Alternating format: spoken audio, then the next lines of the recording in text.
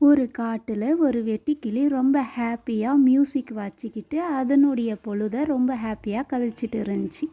அதே காட்டில் ஒரு எறும்பும் வாழ்ந்துட்டு வந்துச்சு. அந்த எறும்பு எப்போவுமே தன்னுடைய கூடாரத்துக்கு உணவுப் பொருட்களை தேடி தேடி கொண்டு போய் சேர்த்துட்டு இருந்துச்சு. அப்படி ஒரு நாள் உணவு கொண்டு போகும்போது அந்த வழியில் ஒரு வெட்டுக்கிளி இசை வாசிச்சுட்டு இருந்ததை அந்த எறும்பு பார்த்துச்சு. அப்போது அந்த எறும்பு வெட்டுக்கிளி கிட்ட கேட்டுச்சு, வெட்டிக்கிளியே, நீ இப்படியே பாட்டு கேட்டுட்டு இருந்தா நீ வின்டர் சீசனில் எப்படி சாப்பிடுவ? இப்பயே உணவு சேகரிச்சுக்கிட்டா தான் நம்ம வின்டரில் உக்காந்து சாப்பிடலாம், இல்லைன்னா சாப்பாட்டுக்கு கஷ்டம் படணும் அப்படின்னு சொன்னிச்சான் அந்த எறும்பு. ஹேய், என்னை யாருன்னு நினைச்ச? தளபதி விஜயே என்னை பார்த்தா அதிர்வார் பார்த்துக்கோ. என்னை போய் மூட்டை தூக்க சொல்கிற?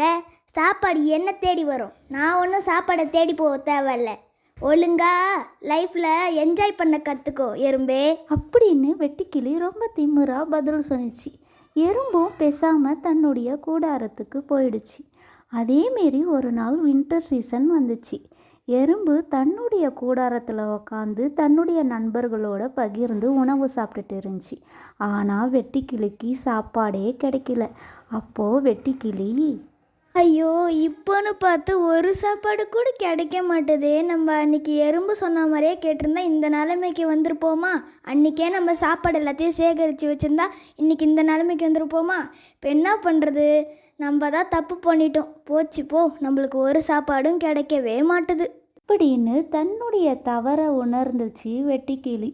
இதை பார்த்த எறும்பு, நண்பா, நீ கவலைப்படாத, தப்பு செய்தவன் தண்டனையை அனுபவிப்பான், அதேமாரி தன் தவறை உணர்ந்தவன் கண்டிப்பாக அதனுடைய பலனை அனுபவிப்பான். நான் சேகரித்த சாப்பாடை உனக்கு தரேன், நீ கவலைப்படாத, சாப்பிடு, இனிமேலாவது நீ பொறுப்பாயிரி நண்பா அப்படின்னு எறும்பு அந்த வெட்டுக்கிளிக்கு சாப்பாடு கொடுத்துச்சு. 2 பேரும் நல்ல நண்பர்களாக ஆகிட்டாங்க.